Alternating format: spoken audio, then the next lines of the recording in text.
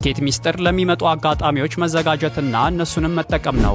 የአፍሪካ ህብረት መቀመጫ፣ የዲፕሎማቶች መኖሪያ፣ የ139 ኤምባሲዎች መገኛ፣ 16 የታወቁ ሬስቶራንቶች፣ 7 ባለኮከብ ሆቴሎች፣ 3 የከተማችን ትላልቅ ሞሎች ዘመናዊ አኗኗርን ለመረጡት በከፍታ ለመኖር ላቀዱ ሊያልፎት የማይገባ ድል ሳር ቤት ላይ 2 መኝታ 91 ካሬ እንዲሁም ባለ 3 መኝታ 130 ካሬ በ10% ቅድመ ክፍያ በካሬ 107,000 ብር 100% ለሚከፍል በካሬ 64200 ብር ለአጭር ጊዜ ብቻ የሚቆይ ታላቅ የበዓል ቅናሽ በኢትዮጵያ ብር። ቦታው ከሳር ቤት ወደ ልደታ በሚወስደው መንገድ ሲጀምሩ ሲሆን ከብሉ ዌስት ሆቴል ፊት ለፊት ተደዋውለን እዛው እንገናኛለን። ቴምር ሪል ስቴት። ለበለጠ መረጃና ለሳይት ጉብኝት ከታች ባለው ስልክ ያገኙን።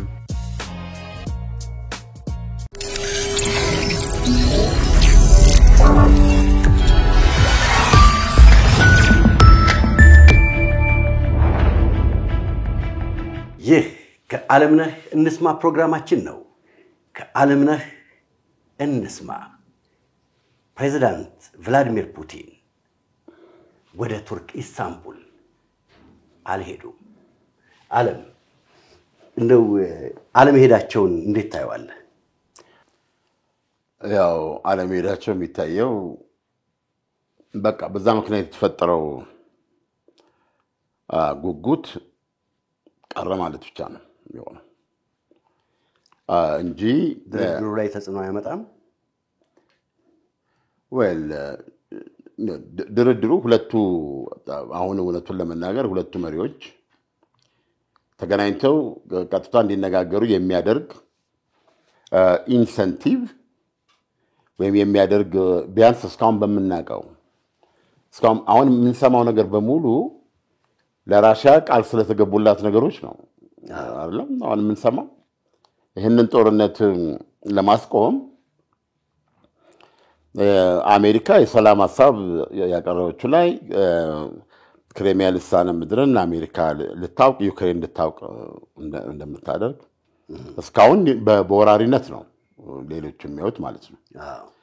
እንደገና ደግሞ ኦሬዲያውን በጦርነት የያዘቻቸውን አብዛኛው ግዛቶቹን እንዲሁ የራሷ እንዲሆኑ እውቅና እንድትሰጥ አደርጋለሁ ዩክሬን ነው። እንደገና የኔቶ አባል እንዳትሆን ያንን አሜሪካ ያው አትሆንም ማለት ነው። አሜሪካ አስደግፎ እና ያው ከዛ ሌሎች ያሉት ነገሮች እንግዲህ ባለበት ነው የተውት ማለት ነው።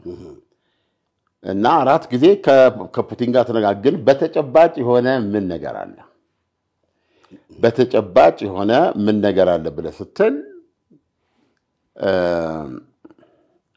ለምሳሌ በኔ ደረጃ እንኳን በመጠበቀው ማለት ነው ቫቲካን ተገናኝተው ትራምፕና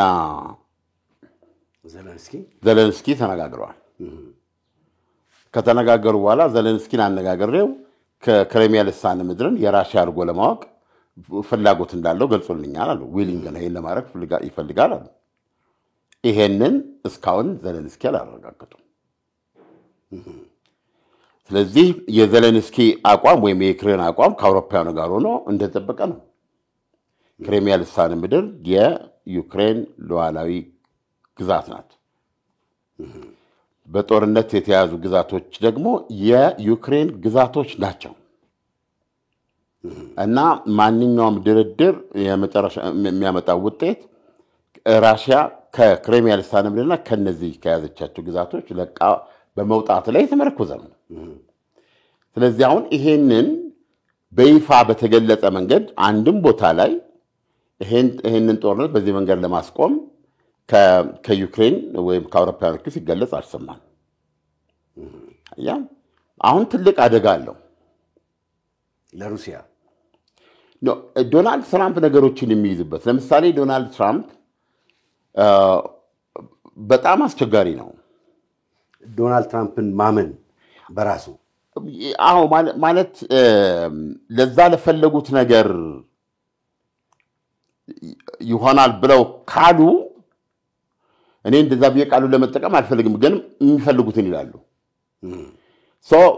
ዜና ነው የምታደርገው እሳቸው አሉ ብለህ ማለት ነው። እና ከ48 ሰዓት በኋላ ደግሞ አይ እንዲህ ለማለት ፈልግ ብለው እንትን የማድረግ ምንድነው ሐሳቡን የመለወጥ እንትን አድርጎ የማቅረብ ነገር አላቸው። ይሄ ነገር ይቻላል ወይ ነው። ለምሳሌ ያክል ምን ለማለት እንደፈለጉ ልንገርህ። ከዚህ ቀደም ለታይም መጽሔት ኢንተርቪው ሲሰጡ በዚህ በታሪፍ ከቻይና ጋር የገቡትን እልህ ታውቃለህ። ስለዚህ ያለውን ሁኔታ ለመቀየር የቻይናው መሪ እንዲደውሉ በተደጋጋሚ ጥሪ አድርገዋል እና የቻይናው መሪ አልደወሉም።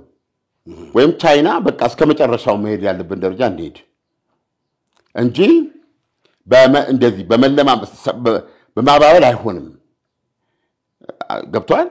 ይሄ አዋኪ ጉልበተኛ የሆነ አካሄድ ዋስትና አይሰጥም። ለዚህ እስከ መጨረሻው ፍልሚያውን መቀበል ነው የሚል አቋም ያዘች ማለት ነው። በመካከል እንግዲህ ጉዳቶች አሉ። አሁን ለታይም መጽሔት ሲነግሩ ደውላሉ።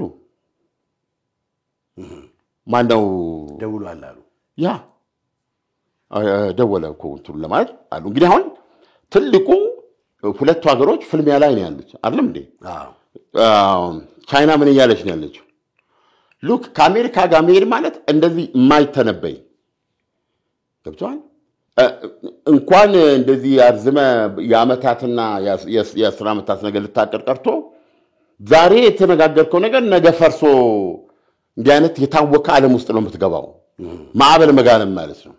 ከኔ ጋር ስሩ፣ በጋራ ጥቅም ላይ የተመሰረተ ስሜታዊነት የሌለው ጉልቤነት የሌለው ጠቅላይነት የሌለው አዲስ አይነት መንገድ እኔ ጋር አለ የሚል ነገር ውስጥ ነው ቻይና የገባችው። እና ቆይ ኢሳያስ the whole world ያለ ይሄንን ስለሚያይ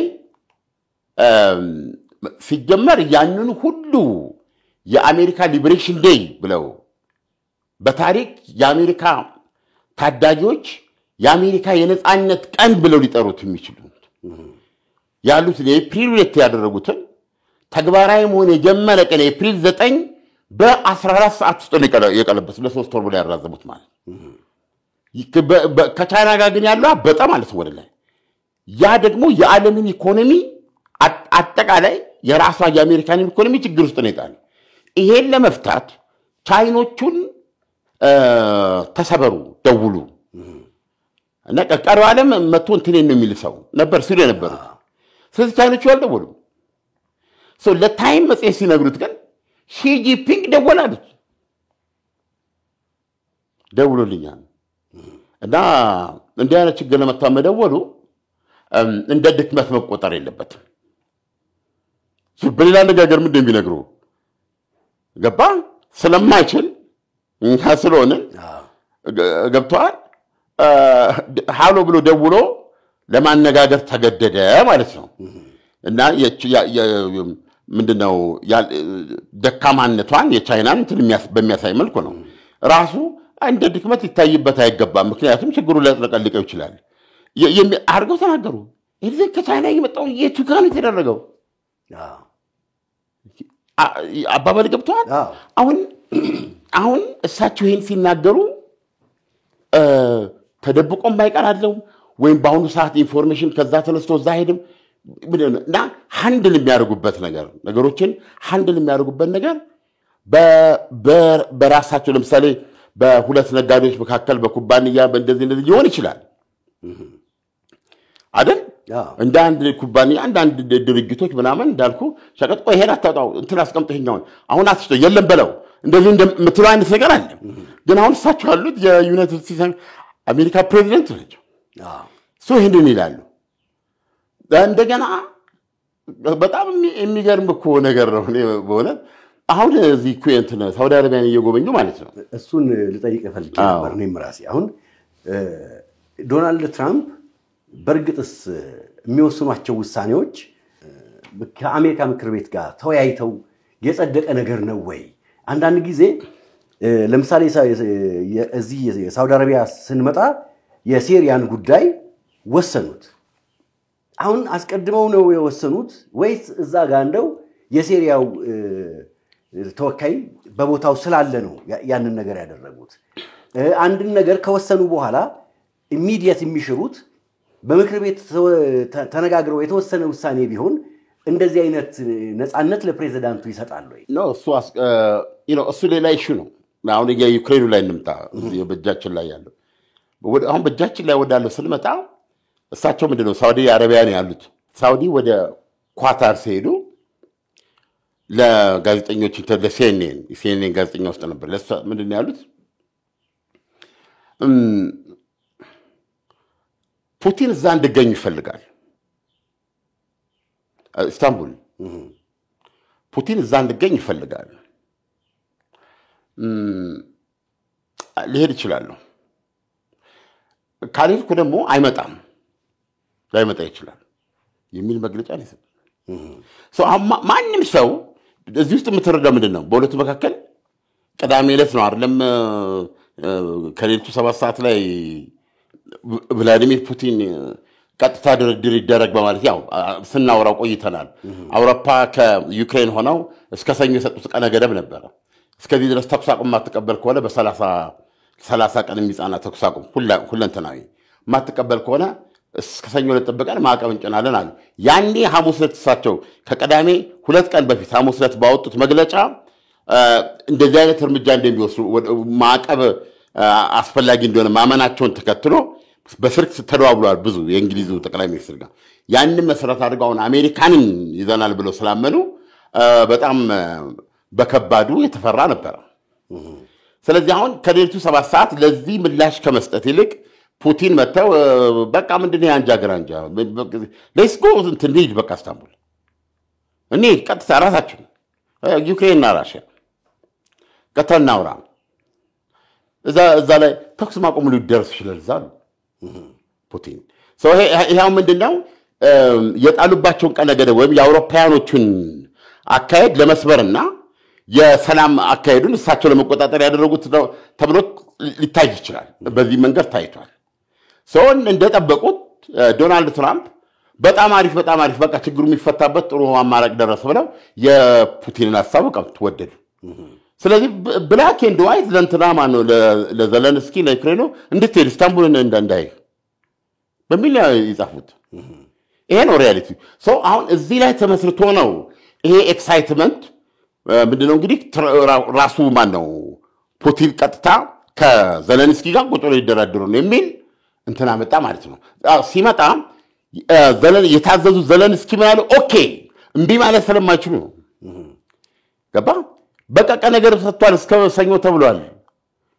በዚህ መሰረት ይጠበቅና ሰኞ ለካላደረግ ለምደው እርምጃ ማይወሰድ ሊሉ አይችሉም አሜሪካን። አየህ ስለዚህ አሁን እሺ ሄዳለሁ አሉ ኖ እሺ ሄዳለሁ አሉ በታዘዙት መሰረት ይሄዳል ፐርሰናሊ ኖት ፐርሰናሊ ሂድ አንተ አይደለም የልኡካን ቡድን ትልካለህ በቃ እዛ ስብሰባ ላይ ትገኛላችሁ ነው በራሽያ ሐሳብ በየቀረበው ትካፈላላችሁ ነው ቀጥተኛ።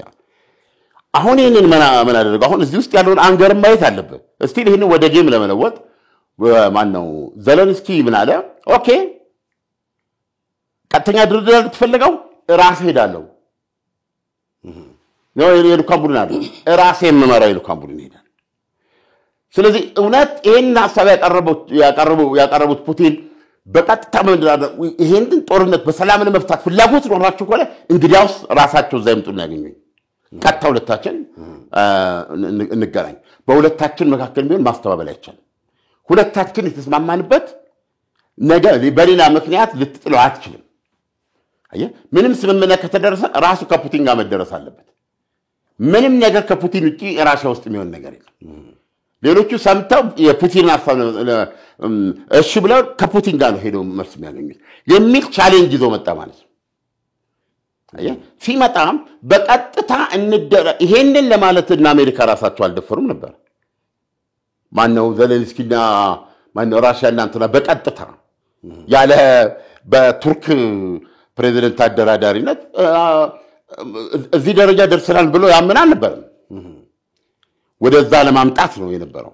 ስለዚህ ራሽያ ይሄንን ካመጣች ይሄን በተቀበለ የሚል ቻሌንጅ ቀረበ እና ይሄ በዚህ ያለ ነው እንግዲህ እስከ ትናንት ነው የምነግርህ። እዚህ ጋር ምንድነው የሚነግሩን ዶናልድ ትራምፕ ፑቲን ይወደኛል እና እዛ እንድገኝ ይፈልጋል። ምንድነው ቱርክ it is a possibility ሊሄድ ይችላል ግን ያው ብዙ በዚህ ጉዟቸው ውስጥ ያልታቀደ ነው እና ብዙ ስራዎች ሊኖሩ ይችላሉ። ዋቴቨር እሄዳለሁ ብለዋል። ኢትስ ፖሲቢሊቲ ሊሄድ ይችላል። እኔ ባልሄድ የሚመጣ አይመስለኝም አሉ።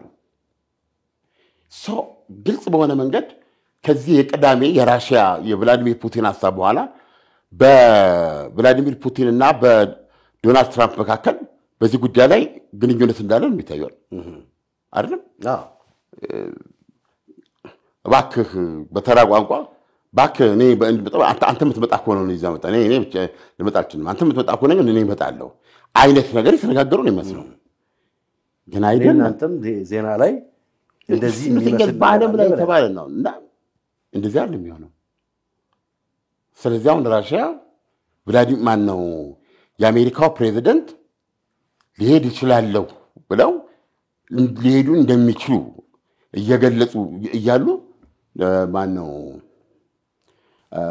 ቭላዲሚር ፑቲን ግን የቤተ መንግስት አማካሪያቸውን ኢኮኖሚና ምን አማካሪያቸውን ምክትል መከላከያ ሚኒስትሩን አንድ ደግሞ የኢንቴሊጀንስ ምናምን ኃላፊ ነው መልከው ብለው መግለጫ ሰጡ ማለት ነው። አየኸው ይሲ አሁን ብዙ ነገሮችን ስትመለከት የፑቲንና የዶናልድ ትራምፕ መገናኘት 3 ዓመት ጆ ባይደን በስልጣን ላይ በነበር በዚህ ጦርነት ዘመን ነው የምነግርህ። አንድም ቦታ ላይ ጆ ባይደን ቭላዲሚር ፑቲን ለማግኘት አልፈልግም። ኖ ዌይ በአካል እንደዚህ አግኝቼ እሱን አልነጋገርም ነው ያሉት። ሁለቴ ነው እንደዚህ የተነጋገሩት በስልክ ዓለም እየነደደ ማለት ነው ነገሩ። ይሄን ያለ አደጋ እያለ ማለት ነው። ከዚህ በኋላ የአሜሪካ መሪ መጥቶ ዳይሬክትሊ ፑቲንን አግኝቼ ሁለታችን እንነጋገራለን አላሉም። አሁን ያ የተባለበት አሁን ደብዛው ጠፍቷል። መጀመሪያ ትዝላ ጥረቶች እየተደረጉ ነው። አገሮች ተመጥቶ ነበር። አንዴ ስሎቫኪያ ነበር የተመረጠችው የሁለቱን ለማድረግ፣ ሌላ ጊዜ ደግሞ ሳውዲ አረቢያ ሊሆን ይችላል። ኤቭሪቲንግ እየተሸለሸለ ነው እንትን ይያል ያለው ጀስት ባየር ላይ የተበተነ ነገር ነው። አሁን አንድ ቅዳሜ ደረቅ ሌሊት ላይ ፑቲን እንሂድ ኢስታንቡል አሉ ሲሉ እኔም መጣሁ አሉ ዶናልድ ትራምፕ። ተመልከት ነገሮች ምን ያህል ነሲባዊ እንደሆኑ ተመልከት። ስለዚህ አሁን በተጨባጭ ሆነው ዘሴብቴ በዶናልድ ትራምፕ እና በፑቲን መካከል ንግግር አልነበረም። ይህን ነው የምትረዳው እና ያስቸግራል። እና ሁለቱ ሀገሮች ቢገናኙስ ለምሳሌ ኢስታንቡል እንደው ሌትስ ሴይ ቭላዲሚር ፑቲን ተገኙ እንበል። አሁን አንዳንዶች ሲጽፉ ማለት ነው በመጀመሪያ ደረጃ ራሽያ የዘለንስኪን መንግስት ዘለንስኪን በዋነኛነት የናዚ መንግስት ነው የምትለው። በመካከላቸው ብዙ እንትን አለ ምንድን ይባለው ብዙ ነገር ሆኗል እና በጦር በእንትንም ላይ እኮ ብዙ ጊዜ ሊገሉት የሞከሩት ሰው ነው አይደለም ዘለንስኪ። እንዴት አድርግ ሁለተኛ በሁለቱ መካከል ከፍተኛ መናናቅና ጥላቻ አለ። ይሄንን ፋክተር መፋቅ አይቻልም። ስለዚህ ምዕራባውያኑ ዘለንስኪን ፕሮፕ አፕ አድርገው እንደዚህ አድርገው የሚያቀርቡት እና እኛውን ደግሞ ቭላዲሚር ፑቲንን የአዶልፍ ሂትለር ቅጂ አድርገው ሳምቲንግ ይሄ አገር የጠላው ገብቷል እንትን ያለ ይሄ በዛ መንገድ አስቀምጠው በዚህ በኩል ደግሞ ዊንስተን ቸርችል የዲሞክራሲና የፍትህ ቼጎቬራ ተደርጎ ነው የሚቀርበው ዘለንስኪ። እና በእነዚህ በሁለቱ ሰዎች መካከል ቀጥተኛ ድርድር እንዲደረግ የሚያስችል ሁኔታ አለ ብለህ ብትጠይቀኝ ማንም እንትን ያለው ሰው እንዴት አለ ልትል ትችላለህ? በፍጹም አሁን ባለው ደረጃ ማለት ነው። ግን ቅድም እንዳልኩ ለምሳሌ በዩክሬን በኩል የተገለጸ ላይክ እንትን ለምሳሌ አሜሪካ አቀረብኩ የምትለውን እና ከአውሮፓውያኑ ጋር ተላለ ኦኬ 14 ዓመት ቆይቷል ካሁን በኋላ ላስመልሰው አልችልም ለዩክሬን ሰላም ለዩክሬን ደህንነት ዋቴቨር ምናምን የዩክሬን የክሬሚያ ልሳነ ምድር የራሽያ መሆኑን ለማወቅ ተገደናል አይነት ነገር የሚነገር ቃል ተገኝቶ ቢሆን አትሊስት አንድ ነገር አግኝታለች ራሽያ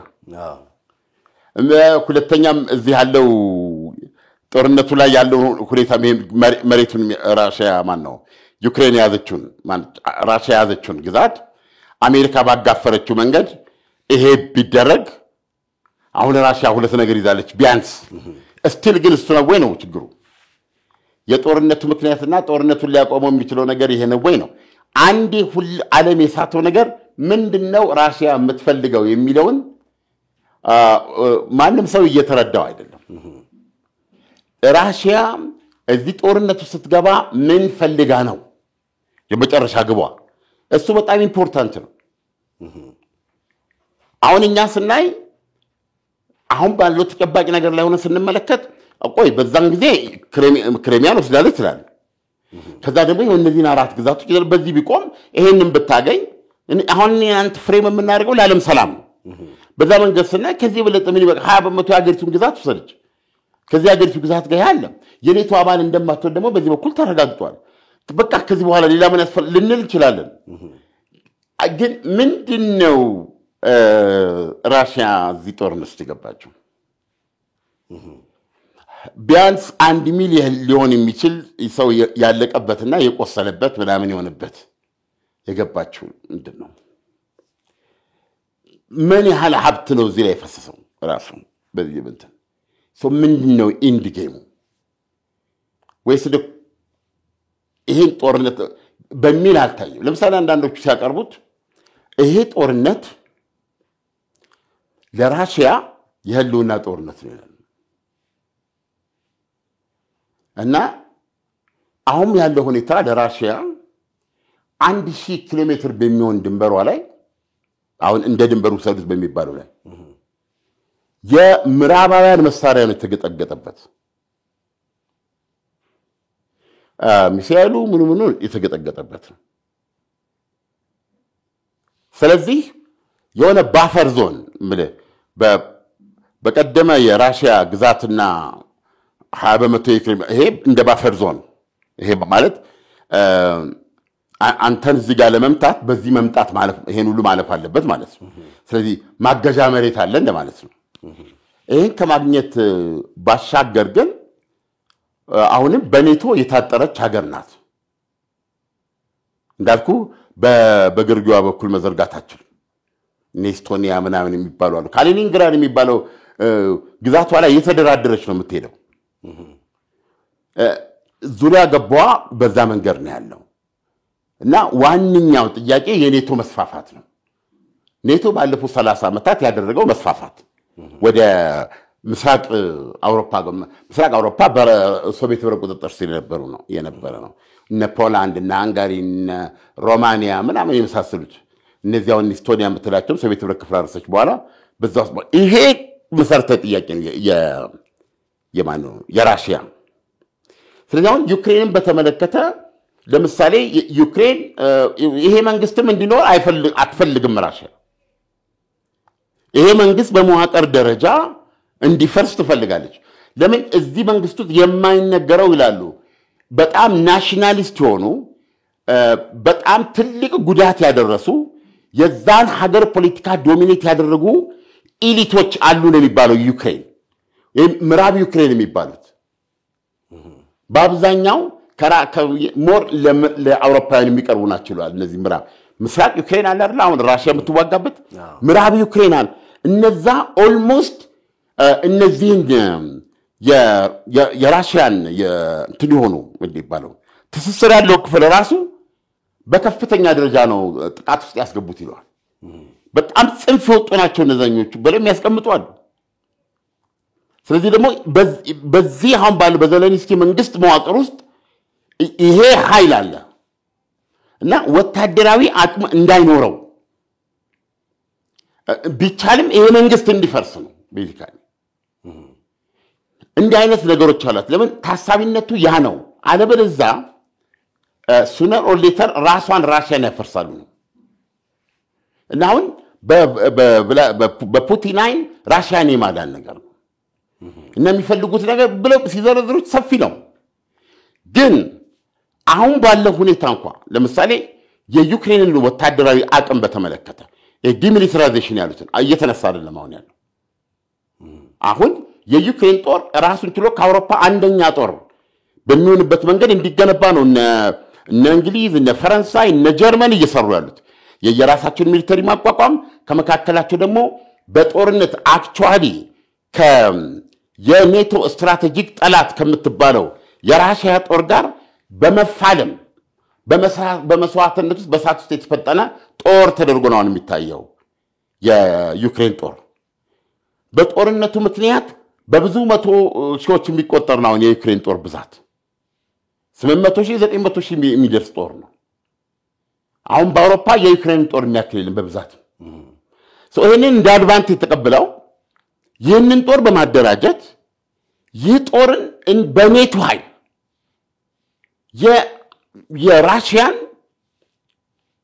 ራሽያን በማንኛውም መልኩ መበገር በሚያስችለው ወታደራዊ ቁመና ስልጣና የጦር መሳሪያ ቴክኖሎጂ ብዙ የጦር መሳሪያ ኩባንያዎች እንትኖች ፋብሪካዎች እኮ ዩክሬን ውስጥ በጋራ በሼር እንዲመረቱ እኮ ነው ያሉት ማት ሂደቶች አሉ ከኋላ ስናያቸው እነዚህ ሁሉ አሉ ስለዚህ አሁን ቤዚካሊ ራሽያ ምንድነው እንዲሆን የምትፈልገው የሚለውን ጥያቄ ብዙ ሰው እንትን ያርጓው ኦኬ አሜሪካ ስለተነጋገረች ራሽያ እንደዚህ ግዛቶች ትወስዳለች ይሄን አድርጋ ከዚህ በፊት እነዚህ አራቱን ግዛቶች ሙሉ ሙሉ ያለቻቸው በእጇ የሌሉትን ለመተው እንደተስማማች ነው የሚነገረን አንድም ቦታ አንድም የራሽያ ባለስልጣን ይሄን ተናግሯል አንድም የራሽያ ባለስልጣን ተናግሯል ፎር ዛት ማተር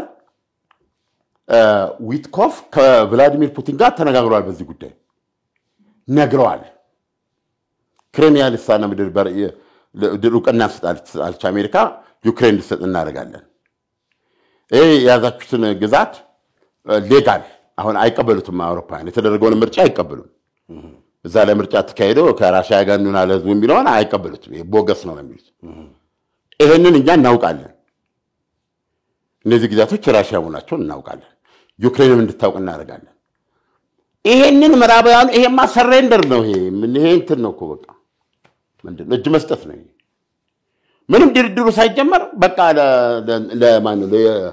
ለፑቲን ድል ሰጣችሁታል ምንም የሚደራደረው በሚል የሚተቹበት ማለት ነው እዚህ ድረስ መስጠቷ የአሜሪካ ይነገራል ነው እየሰማን አይደል በራሽያ በኩል የአሜሪካንን ቅድ ስለመቀበሉ አንድም ምንጭ እንኳን እየተባለ ማለት ነው ስም ሳይጠቀስ ባለው እንትን ወይም ደግሞ ስለ ጉዳዩ በሚያውቁ በሚል በሆነ መንገድ ራሽያ ለዚህ ዩንታ መግለጿን ያነበብነው ነገር የለም ዶና ማነው እንደውም ማለት ታስታውሳለህ አይደለም የተባበሩት መንግስታት ድርጅት ስርቱንና ይሄ ያለው መንግስት ይተካው የዓለም አቀፍ መንግስት ተክቶት ከዛ ዛቻ ሀገር ምርጫ እንዲደረግ ይሆን አይደል እንዴ ስለነበር ፑቲን አዎ እንዘን አሁን ሁላችንም we became crazy ቅዳሜ ዕለት ፑቲን በቃ አንጃ ገራጃ ያለው እስጎ ኢስታንቡል እንገናኝ ሐሙስ መጣው እንዳሉ ተደርጎ ነው የተወሰነው ግን አሁን የምታየው ነገር ምንድነው ጊዜው አልደረሰው ስለዚህ ውይይቱ ይካሄዳል ነው የሚሉት ዶናልድ ትራምፕ ማን ነው ቭላዲሚር ፑቲን ባይኖርም ውይይቱ ይካሄዳል ማን ነው ዘለንስኪ ሄደዋል በእርግጠኛ ነኝ ከእንትና ጋር ይነጋገራሉ ከኤርዶጋን ጋር አስቀድሞ እንትን ባለ በአሜሪካ በኩል እዛ ስብሰባ ላይ የሚገኙ ውጭ ጉዳይ ሚኒስትር ኦሬዲ ቱርክ ናቸው የኔቶ ውጭ ጉዳይ ሚኒስትሮች ስብሰባ አለ እንደዚህም ደግሞ ማን ናቸው በጣም እንትን የሆኑ አንድ አግሬሲቭ የሆኑ ሴናተር አሉ ስማቸውን ረሳሁት እሳቸው ደግሞ ጠንካራ ሁለቱንም እንትኖች አሳምኛለሁ ብለው የያዙትን ሐሳብ እያራመዱ ነው ያሉት። የያዙት ሐሳብ እንግዲህ በሴኔት ውስጥ አሁንም አብላጫ ቁጥር አሰች አይባልም፣ ግን ትንሽ የቁጥር አድቫንቴጅ ያለው ሪፐብሊካኖች ናቸው። በኮንግረሱም ውስጥ ነው፣ በምክር ቤቱም በሕግ መምሪያውም በሕግ መወሰኛውም የአሁን የበላይነት ያላቸው ሪፐብሊካኖች ናቸው። እና እዛ ሴኔት ውስጥ ሴናተር ናቸው፣ የሪፐብሊካን ሴናተር ናቸው። የዲሞክራት ሴናተሮችን የተወሰኑ አንቱም ብያለሁ፣ ውሳኔው እንደሚወሰድ እርግጠኛ ነኝ ብለዋል። እና የሐሳብ ምንድን ነው አሁን በዚህ በሚደረገው ድርድር ላይ ተኩስ አቁም እንዲደረግ ነው። አሁን አየህ ዲቴል ገብቶ እዛ ነገር ውስጥ አይደለም ሰው ሌሎች ነገሮችን ለመነጋገር ተኩስ አቁም እናድርግ የሚለው አሁን እየተራመደው ተኩስ አቁም ካልተደረሰ ግን በዚህ አሁን በሚደረገው ስብሰባ እኚህ ሴናተሩ ማነው ስማቸው ያቀረቡት ምንድን ነው 500% የራሽያን ነዳጅ ዘይት፣ የራሽያን የተፈጥሮ ጋዝ፣ የራሽያን ዩራኒየም ምርት አሜሪካን በመጠኑ በሁለቱ ሀገር መካከል የ2.3 እና 3 ቢሊዮን ንግድ አለ። ሞስትሊ ዩራኒየም ነው እና ስፔንም ትወስዳለች ይሄንን ከራሽያ። ስለዚህ እነዚህ አሁን የቀሯት ዋነኛ ጦርነቱን የምታስኬድበት የገቢ ምንጮች ናቸው። እነዚህ ላይ ከሷ የሚገዙት ሀገሮች ላይ 500% ታሪፍ እንዲጫን የሚል ነው። ገባ ሴኔቱ ካጸደቀው ፕሬዚደንቱ አይ ዶንት ኖ እንግዲህ ባሰራራቸው ሴኔቱ ካጸደቀው ይሄንን ማራመድ ይኖርባቸዋል። ፕሬዚደንቱ 500% ታሪፍ ለመጣል ሉክ ይሄንን የሚወስዱት እነማን ናቸው? ህንድና ቻይና ናቸው። አሁን ከቻይና ጋር ኦልሬዲ ምን ብለናል? 145 እና 125 የነበረውን በ115 ቀንሰው አሁን 30 እና 20 መጣ ብለው ዓለም ደግሞ ትንሽ እፎይ ብሏል። ከዚህ በኋላም በሁለቱ መካከል እንትን እንዳይመጣ ምንድነው ይሄ ቁርቋሶ እንዳይመጣ በየጊዜው ውይይት በማድረግ ነገሮችን እንዲያሳልጡ ቲም አቋቁሞ መሪዎች አስቀምጠዋል ተብለን እፎይ ብለናል። and እኚህ የሚነግሩን ነገር ምንድነው አሁን እዚህ ቱርክ ላይ ኢስታንቡል ላይ ይሄ የፈረደበት ተኩስ አቁም ስምምነት አሁንም ቭላዲሚር ፑቲን እነሱ እንደሚያቀርቡት እምቢየው ሳይሉ እሺ ሳይሉ ቢቀሩ አውቶማቲካሊ ወደዛ እርምጃ ነው የምንሄደው። አውሮፓ ኦልሬዲ የራሱን እርምጃ በመውሰድ ላይ ይወስዳል። አሁን እዛ ላይ አሜሪካ ተታከለና ይሄን ታደርጋለች ይላል። ስለዚህ አሁን ቻይና የሚኖራት አማራጭ ምንድን ነው? 500% ታሪፍ ምን ማለት ነው? ብላንኬት ታሪፍ ታሪፍ አይደለም። በቃ በቻይናና በአሜሪካ መካከል እንደቅልቅልቅል ለማድረግ ነው ፊኒሽድ። የዓለም ኢኮኖሚስ እንዴት እንደሚታመስ ተመልከተው። በዛ በኩል ህንድ አለች። ስለዚህ ይሄ እርምጃ ሁለቱን ሀገሮች ምን ያደርጋቸዋል? ገብቷል። ራሽያን ለጣፈን ተዋትተው ወደ ሌላ ገበያ ይዞራሉ ነው። ያኔ ጠብሻ ይመታታል። ማን ነው? ራሽያን ምንም ጥርጥር የለውም ያንዴ ይመታታል። በዚህ መንገድ ነው የምናንበረክከው። ና ስንለው የሚመጣ ሄድ ስንለው የሚሄድ የምናደርገው በሚል እንቅስቃሴ እያደረጉ ነው እና አሁን እዛ የሚካሄደው ድርድር ይሄን ተኩስ አቁም እንዲያመጣ ነው የሚደረገው። ኦኬ ምንድነው ተኩስ አቁም ቢደረግ ለራሽያ ጉዳቱ? አሁን ጥያቄው የ30 ቀን ተኩስ አቁም። በዚህ 30 ቀን ተኩስ አቁም በአየር በምድር በባህር አትዋጋም ይላል። ከዛ በኋላ ወደ ዋናው ጉዳይ ትሄዳለ። ኦኬ አሜሪካ ቀረበችው ጋር በዛው ቀን መሰረት ራሽያ የምትከስርበት አይደለም፣ እንደዚህ ያዙን ግዛቶች የምትይዝበት ነው በታሰብ ይችላል። ምዕራባውያኑ ያራመዱ ያሉትና አሜሪካ ያልተቃወመችው የ30 አገሮች ቅንጅት ይባላል። ወታደር መከላከያ ሚኒስትሮች የጦር አዛዦቻቸው እየተገናኙ ሁሉ እንትን ብለዋል። ማንኛውም የተኩስ አቁም ስምምነት በሚገኝበት ጊዜ ተወርብሮ ለመግባት ማለት ነው። ገብቷል። የዩክሬንን የአየር የባህር እና የመሬት ግዛት ማስጠበቅ ዓላማ ያደረገ የሚያቀርቡት ሎጂክ ምንድነው? አሁን ሁለቱ ተኩስ አቁም አደረጉ አይደል? አሁን ዩክሬን የተገባልኝ የደህንነት ዋስትና የለም ይሄን ተኩስ አቁም ሳደርግ ራሽያ ትንፋሽ ወስዳ ድጋሚ ለመምጣት ነው ገብቷል በማንኛውም እንግዲያውን ዓላማ ምንድነው አንደኛው ተኩስ አቁም የአንድ ወሩ ይኖርና በዛው ላይ እየቀጠልክ ነው የምትሄደው አይደል ስለዚህ አሁን ይሄንን ለማስጠበቅ የትኛውም ወገን እንዳይጥስ እና ራሽያ በጥጥስ ጦርነቱ ከኛ ጋር ነው ብሏል የእንግሊዙ ጠቅላይ ሚኒስትር ስለዚህ ተኩስ አቁም መጣ ማለት ይሄንን የተኩስ አቁም ስምምነት ዲፋክቶ የዩክሬንና የሰሜን ኮሪያና የደቡብ ኮሪያን ጦርነት ያቆመው ነው ወይ የበርሊን ግንብ ያቆመው የተኩስ አቁም ስምምነት አድርጎ ማስቀረት ነው የሰላም ስምምነት አይኖር አሁን ምንድነው ካልኩሌሽኑ በቃ ቢያንስ ከዚህ በኋላ ራሽያ የዩክሬን መሬትን አትይዝም በቃ እስካሁን ያዘችው ይዛለች ገባ ከዚህ በኋላ ያለው ግን አሁን የዩክሬን ብቻ አይደለም ጦርነቱ ከዚህ በኋላ ምንም እንዳታደርግ አውሮፓ ጦርነቱን ይረከባል ማለት ነው አይደል አሁን ይሄ ከዚህ በኋላ ምንም ማድረግ እንደማትችል ማረጋገጫ ካደረገ በኋላ ኦሬዲ ለሆነው ግን ይደራደራል ማለት ነው ይደራደራል ማለት ምንድነው አንደኛ ማዕቀቦቹን ያነሳል አውሮፓ ሁለተኛ አሜሪካ አያቅሙ ሁለተኛ ጊዜ እየተቆጠረ ይላል አሁን ለምሳሌ እንትና በህገ መንግስቱ ወታደራውን ነፃ የሚያደርጉ እርምጃዎችን እየወሰደች መረዳት ያለበት ከዛ በኋላ አውሮፓውያኖች ካልኩሌት ያደረጉት ነገር የህዝብ አስተያየት ሲታይ ማለት ነው በሚቀጥሉት 5 እና 10 አትሞስት በሚቀጥሉት 5 ዓመታት ውስጥ ሶስተኛ ዓለም ጦርነት ይኖራል ብለው ያምናሉ ብላንኬት በአውሮፓውያን ውስጥ አንድም ቦታ ላይ ከዚህ የተለየ ሐሳብ ይሰጣል የዛሬ 5 ዓመት እስከ ዛሬ 5 ዓመት ደግሞ የጀርመን ጦር በሁለተኛ ዓለም ጦርነት የነበረው አይነት ጦር ይሆናል ማለት ነው በቁጥር በስልጣና በትጥቅ ማለት ነው ከፍተኛ ኢንቨስትመንት የጦር መሳሪያ ፕሮዳክሽን ላይ የሚያደርጉት አሁን በመሃል እዚህ ችግር ውስጥ የወደቁት እስከ ዛሬ እንደዚህ ተንተረሰው አሜሪካንን ተገናርጎ ቆይቷል አሁን ጦርነት እንግባ ቢሉ አሜሪካ ያሏት በዚህ በሚሳይል ቴክኖሎጂዎች በተል በእነዚህ በግዙፍ አውሮፕላኖች የጦር ጀቶች እንደዚህ ማሲቭ የሆነ ነገር ስትራቴጂክ የሆነ ነገር ባህር ላይ የአውሮፕላን ተሸካሚው ምናምኑ የአሜሪካ ያስፈልጋቸው ግን 5 ዓመት ሰጣቸው እነዚህ የዓለም ስንተኛ ኢኮኖሚዎች ናቸው ሶስተኛ ያ ለምሳሌ ጀርመን ሶስተኛ ኢኮኖሚ ናት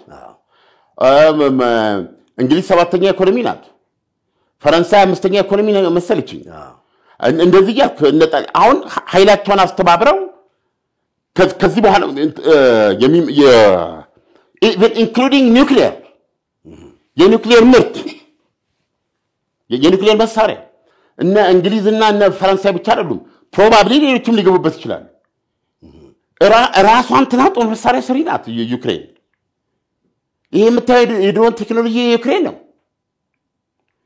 ብዙ ነገሮች አሉ 5 ዓመት ሰጣቸው አያ ስለዚህ ከፊት ለፊታችን ያለው ጦርነት ነው ስለዚህ አሁን ይሄንን ባለበት የአውሮፓውያኖቹ ይሄ ባለበትና ይሄንን ለመቀየር ዶናልድ ትራምፕ ያደረጉ ያሉት የሚታይ ግልጽ ተጽዕኖ በሌለበት ሁኔታ በምን መንገድ ይሄንን የ1000 ኪሎ ሜትር ድንበር ለዛ አስረክበው ራሽያ ልትስማማ ትችላለች የሚለው ብዙዎችን እንትን ይላል ምንድነው የተኩስ አቁሙ ቢደረግ ራሽያ ያቀረበችው ጥያቄ አውሮፓውያኖቹ መሳሪያ መስጠት እንዲያቆሙ ነው አሜሪካ መሳሪያ መስጠትና የሰለላ መረጃ መስጠት ማቆምን ነው አሁን ይሄ ምን ማለት ነው በአንድ ወር የሚሰራ ታምራለ እንዴ ምንድነው አይዲያው እንትኑ እንትከለው ስምምነቱን ችግኝ ነው እንትከለው አይደለም ከዛ ውሃና ጠጣው የአንድ ወሩ ተከበራልና 6 ወር እናራዝማል 6 ወር መጣለ እንዴ ነው ጨዋታው ሰው በዚህ ውስጥ ራሽያ ምን ተቀማለች ማለት ነው ይሄንን ብታደርግ ታመርታለች መሳሪያ ማለት ለዩክሬን እነዚህ አይነት ወታደራዊ አቅሞች አይኖራትም ማለት ነው እንትኑ በረዘመ ቁጥር ጉዳዩን ልባስ ሳይገኝለት ጉዳዩን እንደዚህ አስቀምጦ ተኩስ አቁሙን ብቻ የማራዘምን ቴክኒክ እነሱ ይሄድበት በዚህ ተኩስ አቁም የማራዘም ደግሞ እሷ ዩክሬን እንደማታገኝ ማረጋገጫ ከወሰደችበት ዩክሬን የበለጠ ተጎጂ ነው የምትሆነው። አሁን ያልኩ ነገሮች በሙሉ ይደረጉ አይችሉማ። የአንድ ወርን ተኩስ አቁም ለመቀበል ራሽያ ምንድነው እያለች ያለችው? ኦኬ ይቀበላሉ አለች ተኩስ አቁም። ግን አሜሪካ ታቆማለች ኢሚዲየትሊ ወታደራዊ እርዳታውን በጆ ባይደን ጊዜ ተራረፉ ያለውን ማለት ነው። የስለላ የመረጃውንም የጦር መስጠት ታቆማለች። እሷ ላይ እንትን ነገር የለም። ማነች አውሮፓንም ታረጋለች። አለበለዚያ ግን ተኩስ አቁም ብላችሁኝ ስቲል ዩክሬን ቢልድ አፕ የምታደርጉ ዩክሬን አዳዲስ እያሰለጠነች አዲስ የሰለጠነው ጦር ደግሞ ወደ ግንባር እያመጣች ሌላ ምሽግ እየቆፈረች እንደዚህ የምታደርግ ከሆነ እጄን ይዛህ ተመታ ማለት ነው ለኔ ዛታ አይሆንልህ አክሰፕት። ስለዚህ ተኩስ አቁም ማድረግ የምትፈልጉት እሺ ለአንድ ወር ግን ይሄንን ገውልኝ የሚል ነው አቋሙ። ይሄን ደግሞ እነሱ ሊቀበሉ አይችሉም ባልኩ መሰረት ማለት ነው። እና እውነቱን ለመናገር አሁን ሁኔታው እዚህ ላይ ነው ያለው። እና ይሄ ተኩስ አቁም ይገኛል ወይ የሚለውን ጥያቄ ላይ ታቀርብልኝ እኔ እንዴት አድርጎ ቤት በኩል ነው የምልህ። ስለዚህ ዛሬ አዲስ ነገር አንጠብቅም ማለት ነው። አዲስ ነገር አንጠብቅም እንደው አይ ዶንት ኖ ግን አዲስ ነገር ዜናው ነው። ዛሬ ስብሰባ ያደርጋሉ። የስንት ቀን ስብሰባ እንደሆነ አናውቅም። ቱርክ ነች የምታደርገው። እንግዲህ በዚህ በኩል በአሜሪካ ሴኔት በኩል የሚካሄደው ነገር አለ። አውሮፓውያን አሁንም ተጨማሪ ማዕቀቦች የሚችሉትን ለመጣል ዝግጁ ናቸው። ይሄ በሚበተንበት ጊዜ አሁን እንትኑ ላይ ያደርጋሉ። ማን ነው ዶናልድ ትራምፕ ላይ ሉክ ምንድን ነው የጨበጥከው? ኔቲንግ አይደለም። የታል አርት ኦፍ ዲል? ይሄን አልክ ምናምን ፑቲንን ማስገደድ አለብህ። ፑቲን እንዲህ ሲያደርጉ ነው ፈርታል። እስካሁን ድረስ ጫና በሙሉ እዛ ላይ ነው የሚል ነው። ያችን ስቴፕ ከሄዱ ዶናልድ ትራምፕ ምንድነው ከዛ በኋላ ጨዋታ የሚሆነው? አንድ ተረት አለ። ምናምን ስትለው የበለጠ ይከራል ምንድን ይባላል? አሁን ድመት ኮርነር ላይ ስትሆን ኢትስ ኖት ኮርነር ምናምን ስትለው የበለጠ ይጠብቃል። መስማር ነው ስመታው የሚባል ነገር አለ። እዚህ ጋር ደግሞ የቻይናን ኢንተረስት ማየት አለብህ። ህንድም ጠንካራ ኢንተረስት አላት። አሁን በተለይ አሁን ዩክሬንና ማን ነው ፓኪስታንና ህንድ ገጥመዋል አይደል? እና እዛ ውስጥ አሁን ብዙ ብንሰማቸው ነገሮች አሉ። ገብቷል። ብዙ ነገሮች አሉ። ስለዚህ አሁን በዚህ በኩል ደግሞ ቻይና አለች። ስለዚህ ከዚህ ሁሉ ጨዋታ በስተጀርባ የራሽያና የቻይና ግንኙነት ደግሞ በዚህ ምክንያት መትበጥሶ ሊሆን አይችልም። ጉላፍን ፕራክቲካሊ 145% ተጥሎ የለም እኮ ቢዝነስ ማለት ነው። በኋላ አሜሪካ የኤሌክትሮኒክስ መሳሪያዎች ላይ ነው እነሱ ላይ ቀነሳ ያ ነው እየተካሄደ ያለው። በአንድ ቀን እንትኑ ሲጀመር 50% ነው የቆመው እና ቻይና የ500% ታሪፍ ተደረገ ማለት ከአሜሪካ ጋር ያላት ንግድ ይቀራል ማለት ነው እንጂ ከራሽያ ጋር ያላት ግንኙነት ይበጥሳል ማለት አይደለም። በጥፍ ትገዛለች ነው ማለት ነው። and that will be war ገብቷል። ቻይናዎች እስከ መጨረሻው ድረስ ሪሜምበር የኢኮኖሚ ጦርነት ነው የምትፈልጉት አምጡት። የዲፕሎማሲ ጦርነት ነው አምጡት ነው ወይስ ሳንጃ ባፈሙዝ የኒውክሌር ጦርነት ነው የምትፈልጉት አምጡት የሚል መግለጫ ሰጥተዋል። ማንም ስለ ዓለም አካሄድ መጠነኛ ግንዛቤ ያለው ማንም ሰው በእርግጠኛ መናገር የሚችለው 1000% ታሪፍ ትጥላለህ እንጂ በቻይናና በራሽያ መካከል ያለውን ግንኙነት መበጠስ ወይም ደግሞ ሁለንተናዊ ስትራቴጂክ እንደባል አማርኛ መቋለፍ ይሄን መፍታት አይቻልም። ውስጡ ብዙ ነገር ማለት ስለሆነ ኦሬዲ ኤክሰርሳይዝ አድርጓል ቻይና ካለ አሜሪካ ንግድ መኖር የመጣውን ነገር ለመቀበል አይደለም እንዴ? ስለዚህ እንደዛ ነው ይመስለኛል አጠቃላይ። ይህ ከዓለምነህ እንስማ ፕሮግራማችን ነው። ከዓለምነህ እንስማ ዛሬ በኢስታንቡል የዩክሬን ልኡካን ቡድንና የሩሲያው ልኡካን ቡድን ይሰበሰባሉ። ምን አዲስ ነገር እንሰማ ይሆን? አናውቅም። አሁን ዓለምን እንዳስቀመጠው በሩሲያ ላይ የሚጣለው የትኛው ማዕቀብ 500% እንኳን ቢሆን ቻይና ታፈገፍጋለች? በፍጹም የማይጠበቅ የማይተመን ሂደት ውስጥ ነው ያለነው። ለማንኛውም ዛሬ አመሻሽ ላይ ውጤት ካለ ይዘን እንመጣለን። እስከዛው መልካም ጊዜ። በነገራችን ላይ ውድ አድማጭ ተመልካቾቻችን ፕሮግራማችንን ላይክ፣ ሰብስክራይብ፣ ሼር እንዲሁም ሱፐር ታንክስ ውስጥ በመግባት ማበረታታት ትችላላችሁ። የዛሬው ፕሮግራማችን ይህን ይመስላል። መልካም ጊዜ። ኬት ሚስጥር ለሚመጡ አጋጣሚዎች መዘጋጀትና እነሱንም መጠቀም ነው። የአፍሪካ ህብረት መቀመጫ፣ የዲፕሎማቶች መኖሪያ፣ የ139 ኤምባሲዎች መገኛ፣ 16 የታወቁ ሬስቶራንቶች፣ 7 ባለኮከብ ሆቴሎች፣ 3 የከተማችን ትላልቅ ሞሎች ዘመናዊ አኗኗርን ለመረጡት በከፍታ ለመኖር ላቀዱ ሊያልፎት የማይገባ ዕድል ሳር ቤት ላይ 2 መኝታ 91 ካሬ እንዲሁም ባለ 3 መኝታ 130 ካሬ በ10% ቅድመ ክፍያ በካሬ 107,000 ብር 100% ለሚከፍል በካሬ 64200 ብር ለአጭር ጊዜ ብቻ የሚቆይ ታላቅ የበዓል ቅናሽ በኢትዮጵያ ብር። ቦታው ከሳር ቤት ወደ ልደታ በሚወስደው መንገድ ሲጀምሩ ሲሆን ከብሉ ዌስት ሆቴል ፊት ለፊት ተደዋውለን እዛው እንገናኛለን። ቴምር ሪል ስቴት። ለበለጠ መረጃና ለሳይት ጉብኝት ከታች ባለው ስልክ ያገኙን።